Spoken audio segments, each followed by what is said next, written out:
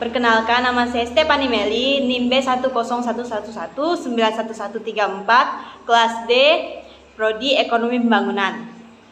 Video ini saya buat untuk memenuhi tugas kelima dari mata kuliah Sejarah Pemikiran Ekonomi. Pada kesempatan kali ini saya akan menjelaskan pemikiran dari salah satu pemenang penghargaan Nobel, yaitu Amartya Sen. Amartya Kumar Sen atau lebih dikenal dengan nama Amartya Sen merupakan seorang ekonom dan filsuf politik yang berasal dari India. Kali ini saya akan menjelaskan 3 pemikiran dari Amartya Sen, yaitu teori kebebasan, teori kesejahteraan masyarakat, dan kemiskinan. Dalam filsafat politik kontemporer, pemikiran Sen merupakan upaya untuk memberikan dimensi baru dalam teori kebebasan yang sebelumnya senantiasa dipahami sebagai tidak adanya paksaan dari luar. Bagi Sen, kebebasan terdiri dari 2, yaitu kebebasan negatif dan kebebasan positif. Kedua kebebasan ini adalah 2 dimensi kebebasan yang sama-sama penting. Baginya, kebebasan negatif adalah kebebasan yang terkait dengan proses. Sedangkan kebebasan positif adalah kebebasan yang terkait dengan kesempatan nyata. Secara khusus, istilah kapabilitas atau kemampuan yang dipakai oleh Sen dengan mengacu pada dimensi kebebasan positif tersebut. Bagi Sen, untuk sampai keadaan yang layak berdasarkan martabatnya sebagai manusia, setiap orang juga membutuhkan kebebasan dalam pengertian daya, kemampuan nyata, dan kapabilitas. Dengan memberikan dimensi kapabilitas pada teori kebebasan, Sen telah berhasil merumuskan ulang pengertian mengenai kemiskinan dan tolak ukur kualitas hidup. Bagi Sen, kemiskinan itu bukan hanya tentang sekedar pendapatan, tapi juga ketidakberdayaan secara umum. Pada tahun 1981, Amartya Sen menulis sebuah buku yang berjudul Poverty and Famine, an Essay on Entitlement and Deprivation. Menurut Sen, kemiskinan dan kelaparan tidak hanya diakibatkan oleh bencana alam saja, tapi juga dari ketidakteraturan dalam sistem politik suatu negara.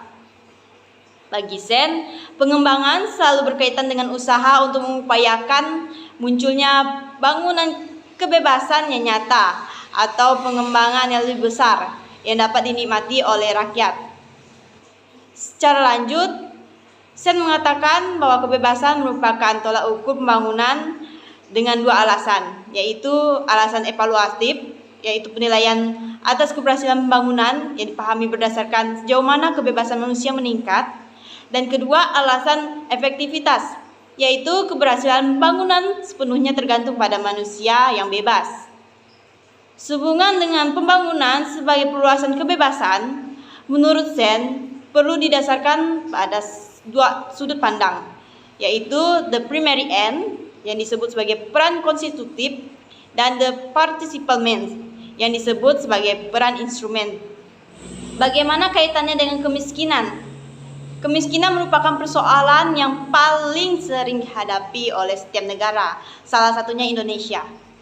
Menurut Sen, kemiskinan dapat ditanggulangi apabila hak-hak dasar dari kaum miskin ditegakkan. Kemiskinan di Indonesia, jika dikaitkan dengan pemikiran Sen, disebabkan karena pemerintahnya tidak dapat memenuhi hak-hak dasar masyarakat. Pendidikan adalah hak seharusnya yang dimiliki oleh masyarakat agar dapat menunjang kehidupan yang lebih baik.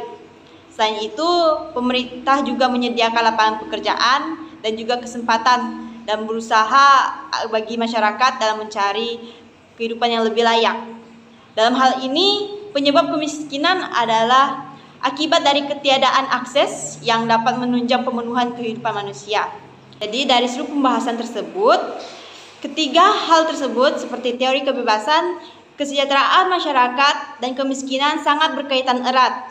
Jadi menurut saya, kebebasan sangat berkaitan kuat dengan kesejahteraan masyarakat dan kemiskinan.